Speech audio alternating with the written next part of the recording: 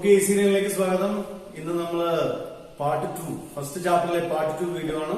First ചാപ്റ്ററിലെ part 1 video കാണാത്തവരുണ്ടെങ്കിൽ compulsory ആയിട്ട് video കണ്ടതിന് ശേഷം മാത്രം വരിക. അതിന്റെ കണ്ടിന്യൂഷൻ ആണ് ഇന്നത്തെ ഈ വീഡിയോയിൽ നമ്മൾ ഡിസ്കസ് ചെയ്യുന്നത്. നമ്മൾ പാർട്ട് 1ന്റെ കണ്ടിന്യൂഷൻ ആയിട്ട് ഡിസ്കസ് ചെയ്യുന്നത് basic accounting terms. Basic accounting terms എന്ന് പറഞ്ഞാൽ ഇതാണ്. നമ്മൾ അക്കൗണ്ടിങ്ങിന് മുന്നോട്ട് പ്രാക്ടിക്കലായിട്ട് അക്കൗണ്ടിങ്ങിന്റെ കണക്കുകളും കാര്യങ്ങളുമായിട്ട് മുന്നോട്ട് പോകുമ്പോൾ നമുക്ക് ചില ടേംസ് ഒക്കെ നമുക്ക് വാക്കുകൾ നമ്മളിങ്ങനെ വന്നുകൊണ്ടേയിരിക്കും നമ്മുടെ മുന്നിലേക്ക്. അവയുടെയൊക്കെ യഥാർത്ഥത്തിൽ അർത്ഥം എന്താണ്, അതൊക്കെ എന്താണ് ആക്ച്വലി എന്ന് നമ്മൾ പഠിപ്പിക്കുന്നത്. ആക്ച്വലി നമുക്ക് ഇനി അങ്ങോട്ട് പ്രോബ്ലം ചെയ്യാൻ ആവശ്യമുള്ളതാണ് basic accounting terms. Basic accounting terms അത് നിങ്ങൾക്ക് നല്ല പരിചയമുള്ള ടേംസും അതിലുണ്ടാവാം, ആദ്യമായിട്ട് നിങ്ങൾ കേൾക്കുന്ന ടേംസും അതിലുണ്ടാവും. ഓക്കെ, സോ സ്വാഗതം എല്ലാവർക്കും ക്ലാസ്സിലേക്ക്. ബേസിക് അക്കൗണ്ടിംഗ് ടേംസിൽ ആദ്യത്തെ ടേം, ബേസിക് അക്കൗണ്ടിംഗ് ടേംസിൽ ഫസ്റ്റത്തെ term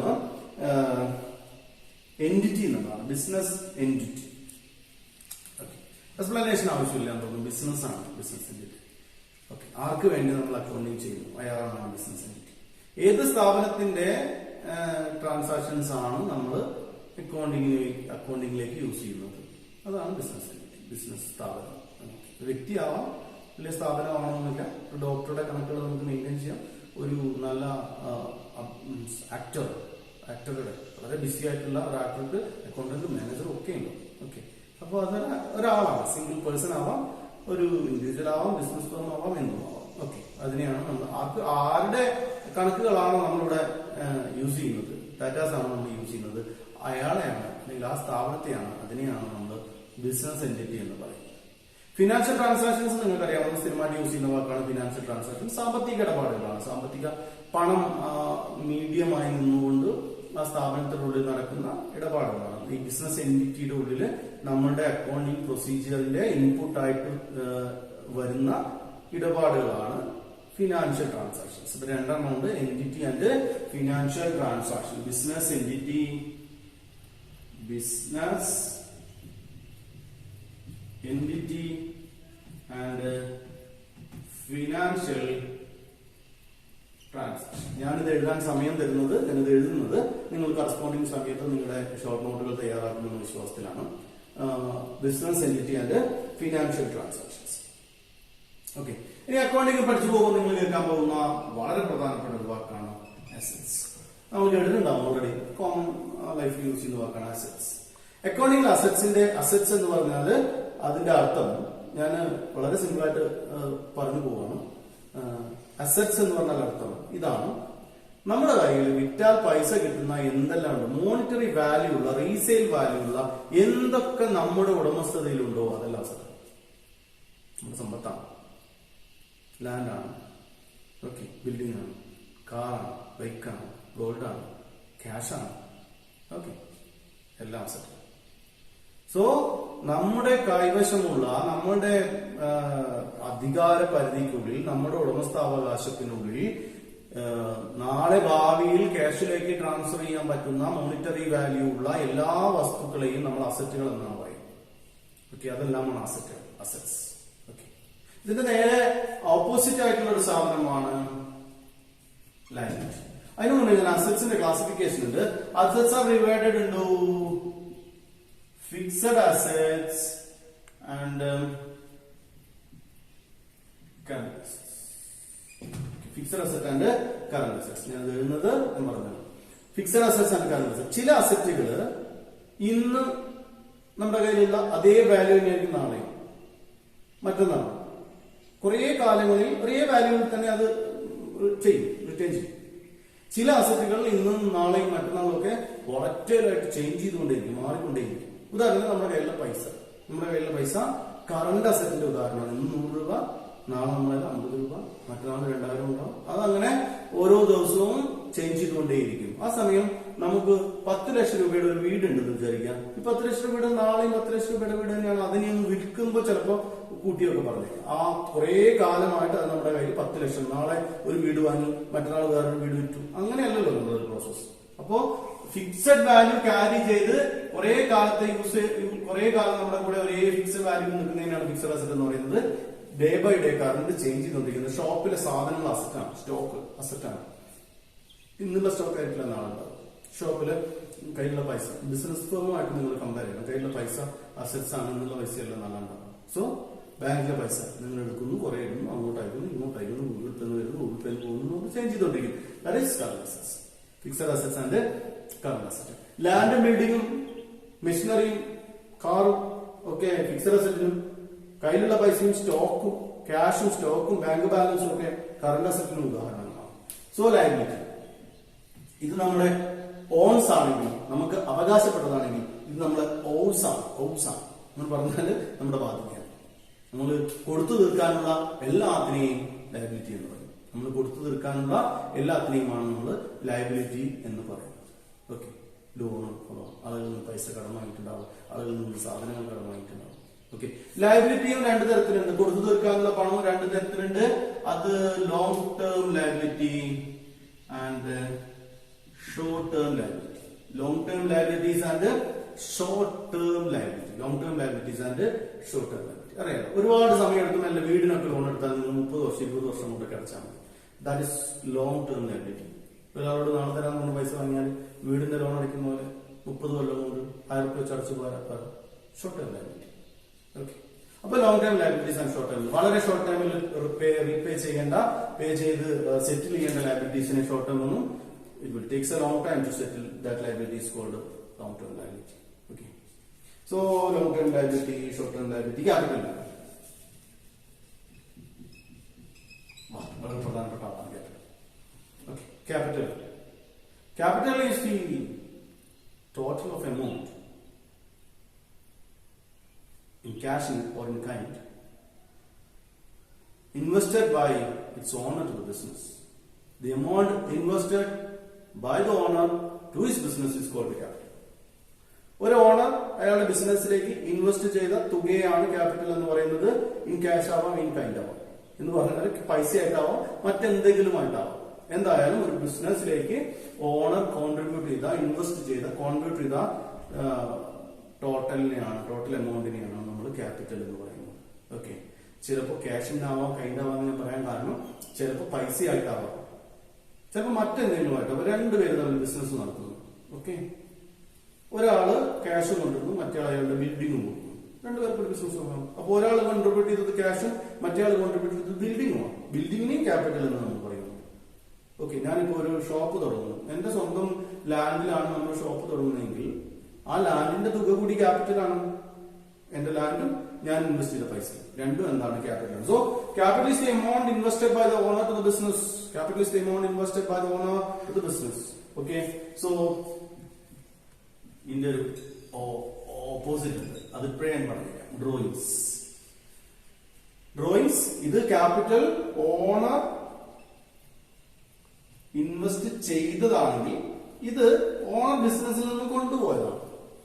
okay, the amount withdrawn by the owner from its business for his personal use. Amount withdrawn by the owner from its business for his personal use is called drawings. അയാളുടെ വ്യക്തിപരമായ ആവശ്യത്തിന് ബിസിനസ്സിൽ നിന്ന് അയാൾ withdraw ചെയ്ത എമൗണ്ടിനെയാണ് drawings എന്ന് പറയുന്നത്. ബിസിനസ്സിലേക്ക് കോൺട്രിബ്യൂട്ട് ചെയ്ത എമൗണ്ടിനെ ക്യാപിറ്റൽ എന്ന് പറയുന്നത്. അത് ക്യാപിറ്റൽ ഇൻവെസ്റ്റ് ചെയ്ത ആളെയാണ് ഓണർ എന്ന് വിളിക്കുന്നത്. ക്യാപിറ്റൽ ഇൻവെസ്റ്റ് ചെയ്ത ആളെയാണ് ഓണർ എന്ന് വിളിക്കുന്നത്. ഓക്കെ, അടുത്തത്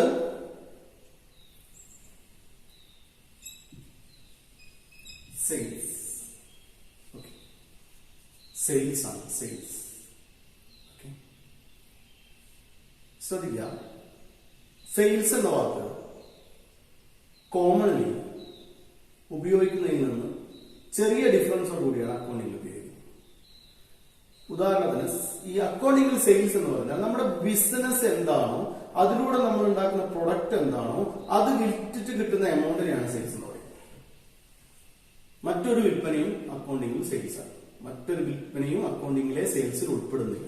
ഓക്കെ,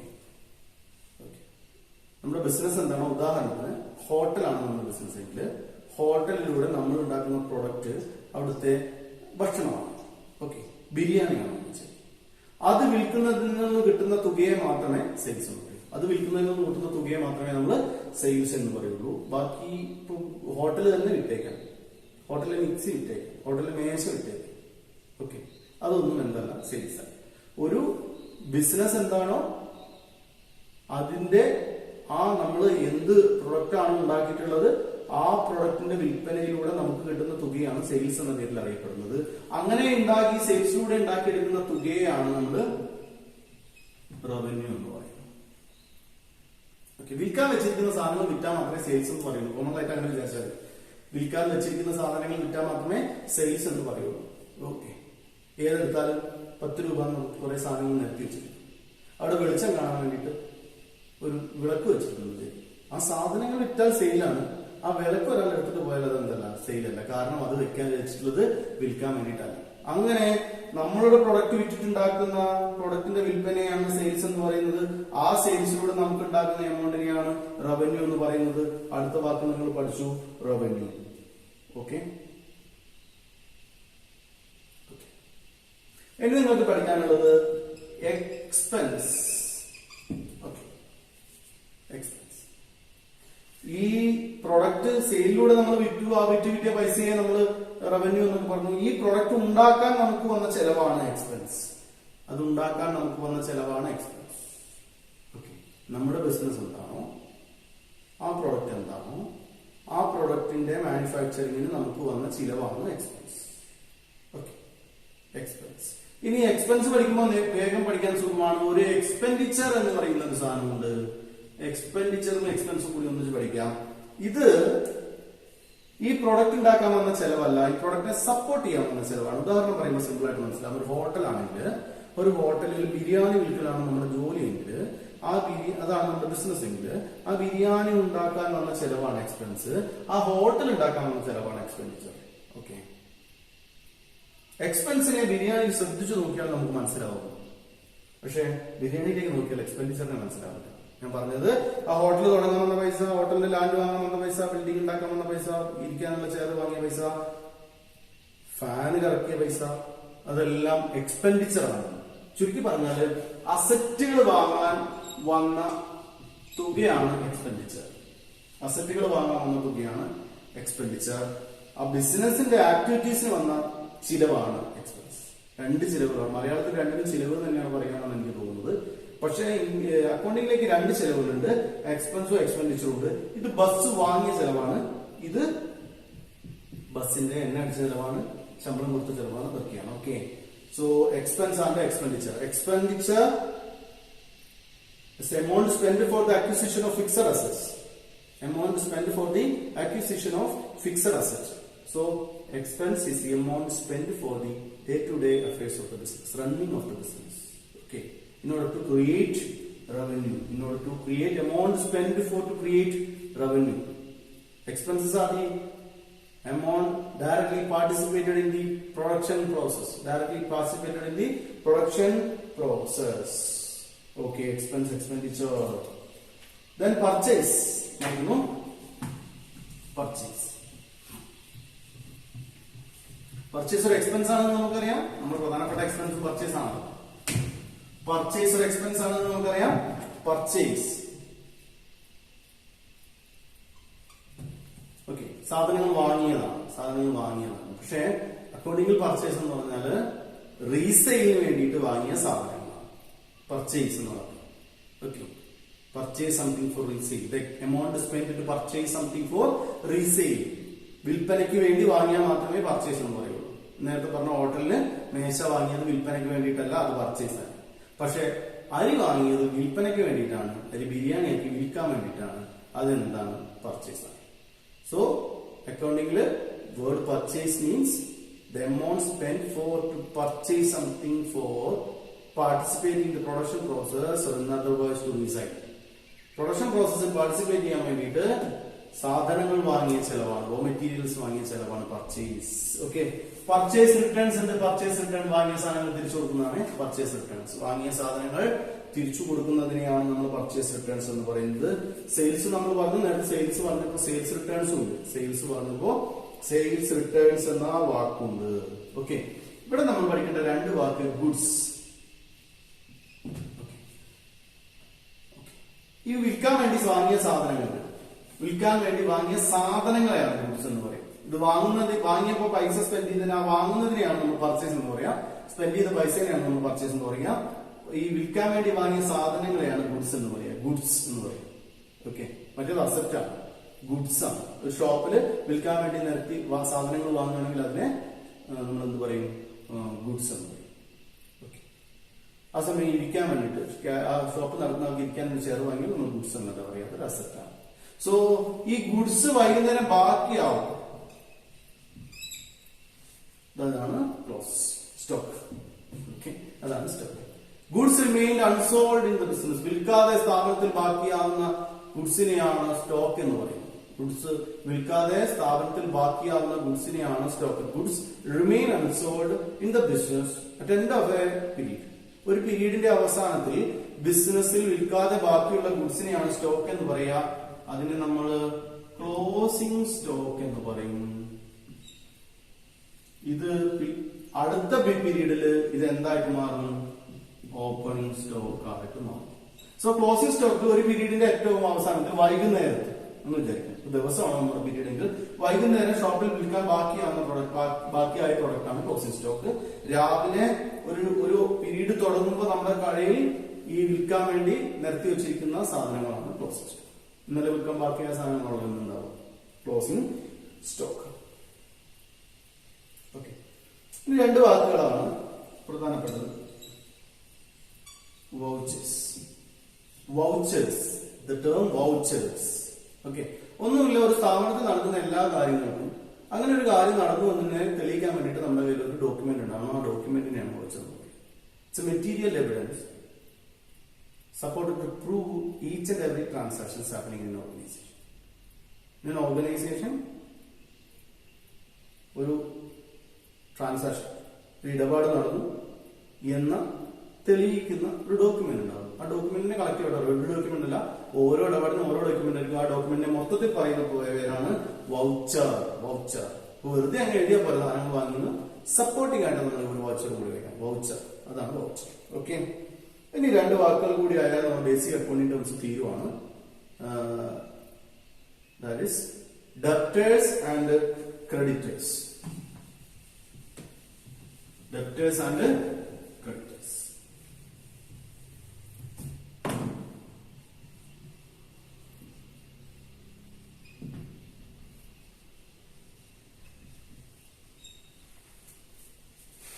ഡെപ്റ്റേഴ്സ് ആൻഡ് ക്രെഡിറ്റേഴ്സ്.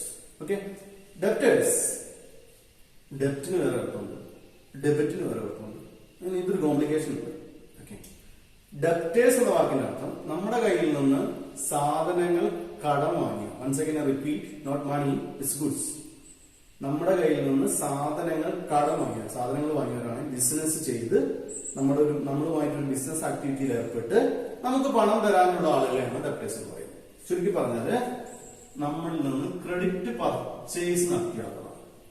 നമ്മളെടുക്കുന്ന സാധനങ്ങള് ക്രെഡിറ്റ് പർച്ചേസ് നടന്നു, അല്ലെങ്കിൽ നമ്മൾ ഇവർക്ക് എന്ത് നടത്തി? ക്രെഡിറ്റ് സെയിൽ നടത്തി, കടത്തിന് സാധനങ്ങൾ വിറ്റു നമ്മൾ. അതാണ് ഡെപ്റ്റേഴ്സ്. ഓക്കെ, അപ്പൊ നമ്മുടെ ഒരാൾ സാധനം വാങ്ങിപ്പോയി, പൈസ തന്നില്ല, അയാളാണ് ഡെപ്റ്റേഴ്സ്. നമ്മൾ സാധനത്തിൽ നിന്ന് സാധനങ്ങൾ വാങ്ങിപ്പോയി, പൈസ തന്നില്ല, അയാളാണ് ഡെപ്റ്റേഴ്സ്. നേരെ തിരിച്ച് നമ്മൾ കടം വാങ്ങിയ, നമ്മൾ സാധനങ്ങൾ വാങ്ങി, കടമായിട്ട് നമ്മൾ വാങ്ങി, നമ്മൾ ക്രെഡിറ്റ് പർച്ചേസ് നടത്തി, അവരാണ് ക്രെഡിറ്റേഴ്സ്. നമ്മള് സാധനങ്ങൾ കടം വാങ്ങി പൈസ കൊടുത്തിട്ടില്ല, അവരാണ് ക്രെഡിറ്റേഴ്സ്. ഒരിക്കലും ഇത് പണം കടം വാങ്ങി കൊടുത്തിട്ടില്ലാന്നോ, പണം ഞാൻ കടം കൊടുത്തു തന്നിട്ടില്ലാന്നോ അല്ല ഇതിനർത്ഥം. കടമാണ്, പക്ഷെ കടം ഉണ്ടായത് നമ്മുടെ ബിസിനസ്സിലൂടെയാണ്. ആ കടം ഉണ്ടായത് നമ്മൾ തമ്മിലൊരു ബിസിനസ് നടത്തിയതിലൂടെയാണ്. ഓക്കെ, അപ്പോ നമ്മളെടുത്ത് സാധനങ്ങൾ കടം വാങ്ങുകയും പൈസ തരാതിരിക്കുന്ന ആളുകളെ ഡെപ്റ്റേഴ്സ് എന്നും, നമ്മളെടുത്തുന്ന നമ്മൾ സാധനങ്ങൾ കടം വാങ്ങുകയും പൈസ കൊടുക്കാതിരിക്കുകയും ചെയ്താൽ അതിനെ ക്രെഡിറ്റേഴ്സ് എന്നും. ഓക്കെ, ഇനി ബിൽസ് റിസീവബിൾ. ബിൽസ് റിസീവബിൾ എന്ന് പറയുന്ന ബിൽസ് റിസീവബിളിന്റെയും ബിൽസ് പേബിളിന്റെയും പറ്റി ഒരു ചാപ്റ്റർ വരുന്നുണ്ട്. അതിന് മുന്നേ ഞാൻ ബിൽസ് റിസീവബിൾ എന്താണെന്ന് സിമ്പിൾ ആയിട്ട് പറയുന്നു. ഈ ഡെപ്റ്റേഴ്സിന് ഒരു ഡോക്യുമെന്റ് പ്രിപ്പയർ ചെയ്താൽ അത് ബിൽസ് റിസീവബിൾ ആണ്. ഡെപ്റ്റേഴ്സ്, ഓക്കെ, ഇങ്ങനെ ഒരു കടമുണ്ടെന്നും പിന്നീട് അത് ഇന്ന് എത്ര ദിവസം നിന്ന് തന്നോളാന്നൊക്കെ നമ്മൾ ഒരു ഡോക്യുമെന്റ് പ്രിപ്പയർ ചെയ്ത് അയാളെ കൊണ്ട് ഒപ്പിടിച്ച് വാങ്ങിയിട്ടുണ്ടെങ്കിൽ അതിനെ ബിൽസ് റിസീവബിൾ എന്ന് പറയും. ഇപ്പൊ ഡെപ്റ്റേഴ്സിന്റെ കുറച്ചും കൂടി സെക്യൂർഡ് ആയിട്ടുള്ള ഒരു ഫോമാണ് ബിൽസ് റിസീവബിൾ. കടം തരാനുള്ള ആളുകൾ തന്നെയാണ്, പക്ഷെ തരാന്ന് പറഞ്ഞ് കാറ്റാൻ വേണ്ടി പോയതല്ല. അവരിൽ നിന്ന് ആ പണം നമുക്ക് മറ്റൊരു സമയത്ത് തന്നോളാം, ഇത്ര ദിവസം കഴിയുമ്പോൾ തന്നോളാം എന്നൊക്കെ പറഞ്ഞ് നമ്മൾ ഡോക്യുമെന്റ് ഉണ്ടാക്കിയിട്ടുണ്ട്. അതാണ് ബിൽസ് റിസീവബിൾ. അതുപോലെ തന്നെ നമ്മൾ കടം വാങ്ങിയിട്ട് നമ്മൾ ഒരു ഡോക്യുമെന്റ് ഉണ്ടാക്കി അങ്ങോട്ട് കൊടുത്തിട്ടുണ്ട്. ഓക്കെ, ഞാൻ തരാട്ടെന്ന് പോയതല്ല, കറക്റ്റ് ആയിട്ട് ഇത്ര ദിവസം ഞാൻ കൊണ്ട് തന്നോളാം എന്ന് പറഞ്ഞിട്ട് നമ്മൾ ഒപ്പിട്ട് ഒരു ഡോക്യുമെന്റ് ഉണ്ടാക്കി കൊടുത്തിട്ടുണ്ട്. അങ്ങനെ ഉണ്ടാക്കിയെങ്കിൽ അതിനെ ബിൽസ് പേയബിൾ എന്ന് പറയും. അപ്പോൾ ഡെപ്റ്റേഴ്സിന്റെ ഒരു ഫോമാണ് ബിൽസ് റിസീവബിൾ, ക്രെഡിറ്റേഴ്സിന്റെ ഒരു ഫോമാണ് ബിൽസ് പേയബിൾ. ഓക്കെ, ഈ ഡെപ്റ്റേഴ്സ് എന്ന് പറയുന്നത് അസറ്റ് ആണ്, നമുക്ക് കിട്ടാനുള്ള സാധനമാണല്ലോ. ഇത് കൊടുക്കാനുള്ള സാധനമാണ്, ലയബിലിറ്റി ആണ്. ഇത്രയും കാര്യങ്ങൾ നോക്കുക. ഡെപ്റ്റേഴ്സ്, ക്രെഡിറ്റേഴ്സ്, പണം തരാനുള്ള ആളുകൾ ആഫ്റ്റർ ക്രെഡിറ്റ് സെയിൽ. ക്രെഡിറ്റ് സെയിലിന് ശേഷം നമുക്ക് പണം തരാനുള്ള ആളുകളാണ് ഡെപ്റ്റേഴ്സ്. ക്രെഡിറ്റ് പർച്ചേസിന് ശേഷം നമുക്ക് പൈസ തരാനുള്ള ആളുകളാണ് ക്രെഡിറ്റേഴ്സ്. ഡെപ്റ്റേഴ്സ് അസറ്റ് ആണ്, ക്രെഡിറ്റേഴ്സ് ലയബിലിറ്റി ആണ്. ക്രെഡിറ്റേഴ്സിനെ ഒരു ഡോക്യുമെന്റേഷൻ ചെയ്ത് കഴിഞ്ഞാൽ, അല്ലെങ്കിൽ ബിൽസ് റിസീവ് ബിൽ എന്ന് പറയുന്ന ഒരു ഡോക്യുമെന്റ് ഉണ്ടാക്കി ക്രെഡിറ്റേഴ്സിന്റെ രൂപം മാറ്റിയതാണ് bills payable. Bills receivable. Bill എന്ന് പറയുന്ന ഡോക്യുമെന്റ് ഉണ്ടാക്കി ക്രെഡിറ്റേഴ്സിന്റെ രൂപം മാറ്റിയതാണ് ബിൽസ് പേയബിൾ. ഇതും ഈ പറയുന്നത് പോലെ അസറ്റ് ആണ്, ഇത് പറയുന്നത് പോലെ ലയബിലിറ്റിയുമാണ്. ഓക്കെ, വീഡിയോയില് കുറച്ച് സ്പീഡിലാണ് പോയത്, ലെങ്ത് കുറയ്ക്കാൻ വേണ്ടിയിട്ടാണ്. നിങ്ങൾ അതൊന്ന് റിപ്പീറ്റ് ചെയ്ത് കാണാൻ ശ്രമിക്കുക. Basic accounting terms, basic accounting terms നന്നായി പഠിക്കുക. ഓക്കെ, ബേസിക് അക്കൗണ്ടിംഗ് ടേംസ് നന്നായിട്ട് പഠിക്കുന്നത് നമ്മൾ എത്ര കാലം നമ്മൾ അക്കൗണ്ടിംഗ് പഠിക്കുന്നു അപ്പോഴെല്ലാം നമ്മുടെ പ്രോബ്ലം നമുക്ക് ഈസി ആയിട്ട് ചെയ്യാനുള്ള ഒരു ടെക്നിക്കാണ്. ഒരു ഐറ്റം മുന്നിൽ കാണുമ്പോൾ ഇത് എന്താണ് എന്ന് മനസ്സിലാവും. അതാണ് നമ്മൾ ഏറ്റവും ബേസിക് ആയിട്ട് നമുക്ക് വേണ്ട അറിവ്. ഓക്കെ, ഈ ചാപ്റ്ററോടുകൂടി നമ്മൾ മുന്നത്തെ ചാപ്റ്റർ ആരെങ്കിലും കണ്ടിട്ടില്ലെങ്കിൽ ഫസ്റ്റ് ചാപ്റ്റർ എടുത്തിട്ട് കാണും. ഫസ്റ്റ് ചാപ്റ്ററിന്റെ പാർട്ട് 1 എടുത്തിട്ട് കാണും. പാർട്ട് 2 നമ്മുടെ ഫസ്റ്റ് ചാപ്റ്റർ കംപ്ലീറ്റ് ആവുകയാണ്. അക്കൗണ്ടിങ്ങിന്റെ ഏറ്റവും ബേസിക് ആയിട്ടുള്ള അക്കൗണ്ടിങ് എന്താണെന്ന് പറയുന്ന, അക്കൗണ്ടിങ്ങിന്റെ ജനറൽ ആയിട്ടുള്ള കാര്യങ്ങൾ പരിചയപ്പെടുന്ന, ഒപ്പം തന്നെ അക്കൗണ്ടിങ്ങിന്റെ ഫ്യൂച്ചർ റെഫറൻസിന് വേണ്ടിയിട്ട് കുറച്ച് വാക്കുകൾ പരിചയപ്പെടുന്ന, ബേസിക് അക്കൗണ്ടിംഗ് ടേംസിനെ പരിചയപ്പെടുന്ന ഫസ്റ്റ് ചാപ്റ്റർ ഇവിടെ കഴിയാണ്. അപ്പോ നിങ്ങൾക്ക് കാര്യങ്ങൾ മനസ്സിലായിട്ടുണ്ടെന്ന് വിചാരിക്കുന്നു. ഒരു ഒഫീഷ്യൽ ലാംഗ്വേജ് ഒഴിവാക്കി വളരെ ലളിതമായിട്ടാണ് നമ്മളത് പറയാൻ ശ്രമിക്കുന്നത്. ക്ലാസ് കാണുന്നവർ, ആദ്യമായിട്ട് കാണുന്നവർ സബ്സ്ക്രൈബ് ചെയ്യാം, ബെല്ലൈക്കൺ ക്ലിക്ക് ചെയ്യാം. സിമിലർ ആയിട്ടുള്ള ആളുകളിലേക്ക് ഫോർവേഡ് ചെയ്ത് കൊടുക്കുക, ഷെയർ ചെയ്ത് കൊടുക്കുക. നിങ്ങളുടെ ക്ലാസ്സിനെ പറ്റിയുള്ള അഭിപ്രായങ്ങൾ നിങ്ങൾ കമന്റ് ബോക്സിൽ എന്തായാലും രേഖപ്പെടുത്താം. അടുത്ത ദിവസം അടുത്ത ചാപ്റ്ററിലെ ആദ്യത്തെ പാർട്ടുമായിട്ട് നമുക്ക് കാണാം.